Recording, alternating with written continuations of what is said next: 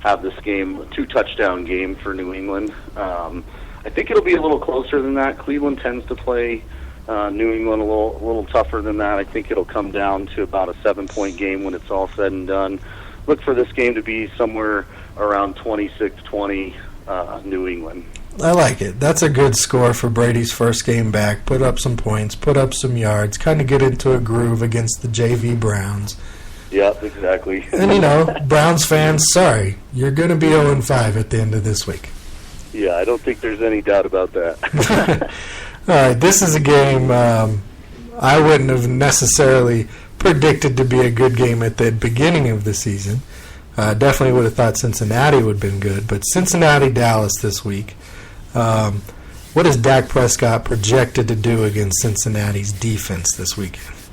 Yeah, so obviously Dak's been playing pretty well for a rookie. They've really skinnied down the offense. I think he only has 5 passes over 20 yards down the field so far this season. So it's been pretty conservative, and they've been able to do that because they've been able to pound the rock with Elliott and just do some intermediate passes, let their wide receivers get some yak yards going.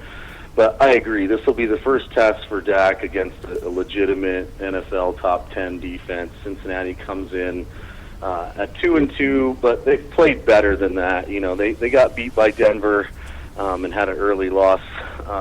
But I think Cincinnati's starting to get it rolling. Look for Cincinnati's defense to play pretty well.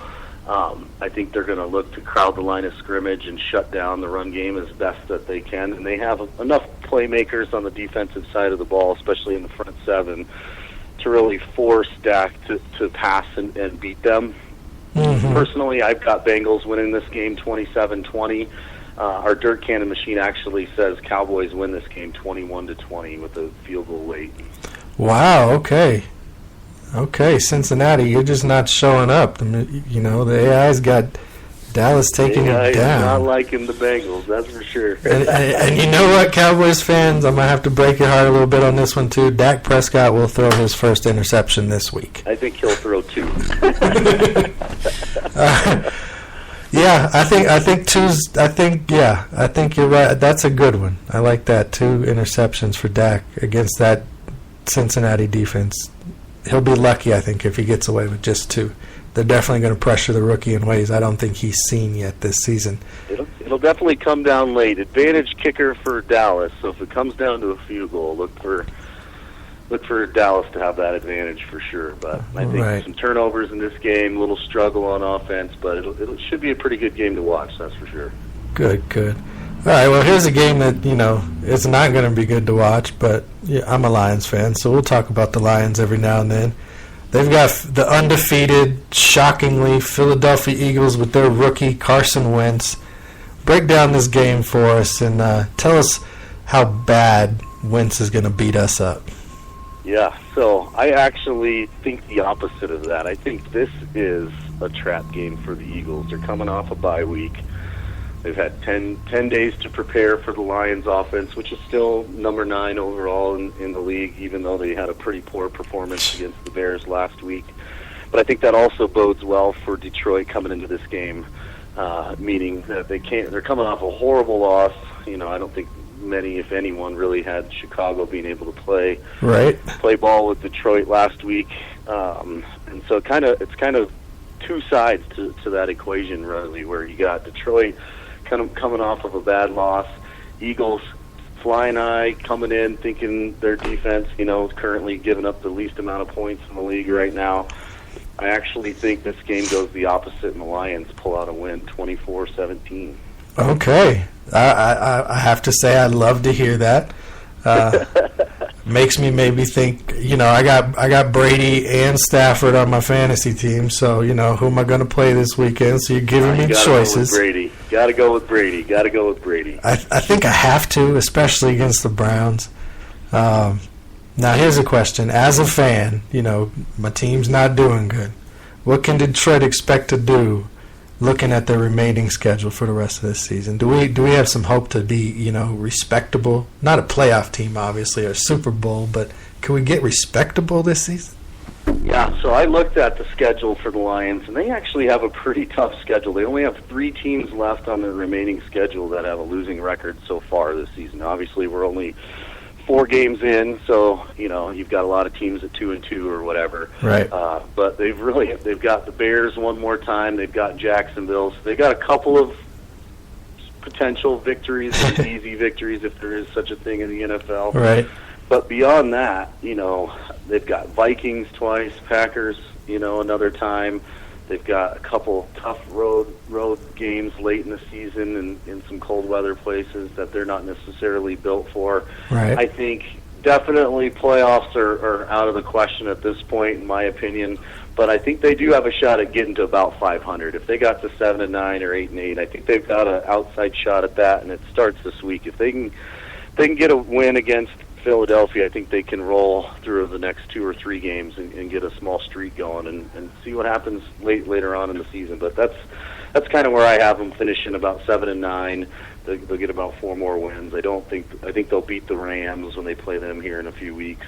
I don't think the Rams are as good as their record indicates so far. So there's still a couple of games that bode well for the Lions. If Matt Stafford and Marvin Jones can get back on track, again, they can score. It's can they stop anyone, and that'll be the key for them down the stretch. Right. Well, as a Lions fan, we are forever hopeful. So hearing that, you've restored my hope that we will be respectable this season. I think they'll be all right.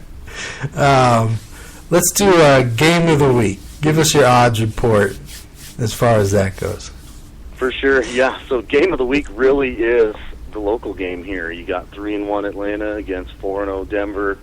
Like I said, top defense against top offense. We've seen that in the Super Bowl. Defense won that particular matchup. A little bit of different playmakers on the outside for Atlanta versus Carolina. So it'll be a test to see what happens.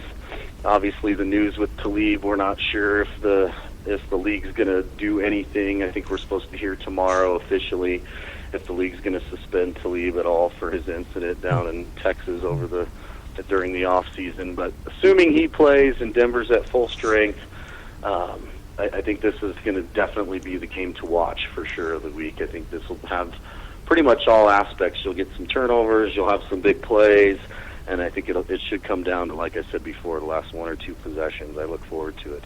Should be a good one for sure. I'll definitely be tuning into that one. Let's do the same thing, but on an upset alert. Yep, for sure. So a couple games for the upset. Obviously, we talked about the Lions beating the Eagles already, and we've got that one fairly handily in terms of just a projection standpoint with the Lions beating the Eagles by 7. But another particular game that came across from the AIs this week was actually Washington going into Baltimore and getting a victory. Something, even when I looked at the analysis of this game, I was like, I don't think there's a chance that Washington can stop the run game, stop the pass game. Their defense hasn't been very good, but at the same token, what have we really seen from Baltimore? At the end of the day, they gave up 3 touchdowns to Crabtree last week. I think Kirk Cousins finally got some synergy back with Jordan Reed scoring 2 touchdowns. This one should be kind of a shootout as well. Look for this to be in the upper 20s, but Washington pulling it out late. Okay, I like that one too, actually. That one, to me, they're pretty evenly matched.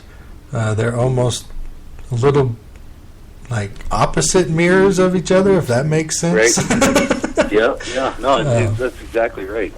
It's interesting. We'll see. If Matt Jones goes over 100 yards, I think Washington will win for sure. Yeah, okay. Yeah, I agree with that. If he can get going there, they'll definitely have the advantage, I think. Value players this week for Yahoo, DraftKings, FanDuel. You got it.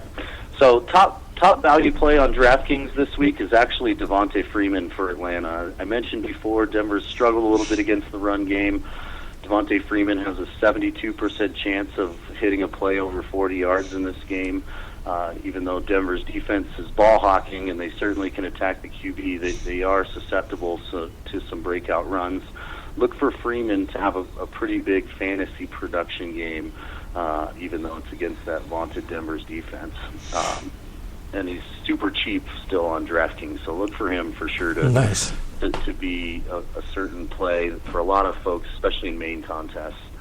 On FanDuel, our top value play for FanDuel is Matt Ryan.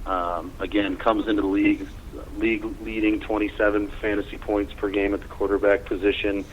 Even though Denver is number one against QBs so far this season in terms of fantasy points giving up, Matt Ryan's salary just bodes well for taking him again. He's still only at 7,700 for this week, which most of the top QBs, like take Brady for instance, who hasn't even played a game, they got him at 8,700. So you're getting huge value for the guy that's leading the league in passing right now. So until he shows you otherwise, I think he's a guy you should stick with. Nice. And then on Yahoo, our top value play on Yahoo is Isaiah Crowell for Cleveland. Most people probably don't know this, but Crowell's actually showed up on the top lineup for FanDuel and Yahoo twice already in 4 weeks, with over 25 fantasy points in 2 different occasions. He's coming off a week last week where he went over 100 yards and a touchdown. New England's defense has given up the 5th most fantasy points to the starting running back of the opposing team. McCoy had a pretty good game against them last week. Yeah. And I personally think Belichick's going to come into that game looking to just stop Terrell Pryor. They're going to shut him out of that game, and that means there's really only a couple other playmakers on the Browns, and Crowell being one of those. On Yahoo, he's only $18 for a salary. So, again, huge value there with potential upside for getting 20-plus fantasy points against New England. All right, that's excellent analysis right there. I like to hear that. Might make me some money this week. That's right. All right, let's do break down like the top 5 fantasy quarterbacks, and if we can expect them to have a big game this week. Absolutely. So our top 5, as of today, we've got Matt Ryan at number 1, Aaron Rodgers number 2. Tom Brady is listed as number 3 for FanDuel, but again, that's based off of last year's production. Obviously, his first game's coming up this week, but a good matchup. Ben Roethlisberger 4 and Cam Newton 5. Cam Newton, we're uncertain if he's going to play, coming off a concussion. So, and he's Monday night game as well. So I'd look to avoid that one at all costs. I think the guy to have of that group, we talked about Matt Ryan from a value perspective, but Aaron Rodgers shows up as the leading quarterback for us from a big play potential standpoint. He's going up against the Giants secondary, who started out strong the first couple of weeks, but really has tapered off quite considerably over the last few weeks. And I think that Aaron Rodgers and Jordy Nelson are starting to click. They've had an extra week to prepare. Look for Aaron Rodgers to be the top QB of that upper echelon of fantasy quarterbacks this week. Nice. Yeah, I can see that. The Giants have quickly fallen off on the defensive side of the ball. 2-0. Poor Giants fans. Yep. All right, so that's the quarterback. Now let's do the same thing for the running backs. Yep, absolutely. So for running backs, the leading running back so far, he's only had one game. Le'Veon Bell had a good, solid game against the Chiefs in the rain. Scored a little over 25 fantasy points on DraftKings. So looking at rounding out the top 5 on DraftKings, we've got DeMarco Murray as number 2, Melvin Gordon number 3, LaShawn McCoy number 4, and David Johnson number 5. So obviously David Johnson plays tomorrow night. Carson Palmer's not playing. He's probably going to get a ton of touches, but only going to be available if you're doing a full contest Thursday through Monday. If you're looking for just Sunday games out of that top group, I like Melvin Gordon. He's playing against Oakland, 27th ranked defense against fantasy running backs. Melvin Gordon's already scored 6 touchdowns. Now, he gave the game away against the Saints last week for sure with that fumble. But again, he's really their only horsepower in the backfield for San Diego with Woodhead out for the season. So as they get into that red zone, they're going to pound the rock with Gordon. He'll probably get at least 1, maybe 2 more touchdowns again this week. So look for him to be a solid play this week. For sure. All he does is score touchdowns now. That's right. He had, 30 yards rushing, but 2 touchdowns? Yes, exactly. That's a good play. All right. Before we get out of here, let's do the receivers right before we get out of here. Absolutely. Yep. So with Julio Jones' big performance last week, 300 yards receiving, franchise record. He comes in as the number one wide receiver so far in fantasy. And looking at Yahoo, so based off of Yahoo, top 5 receivers, you got Julio at 1, Antonio Brown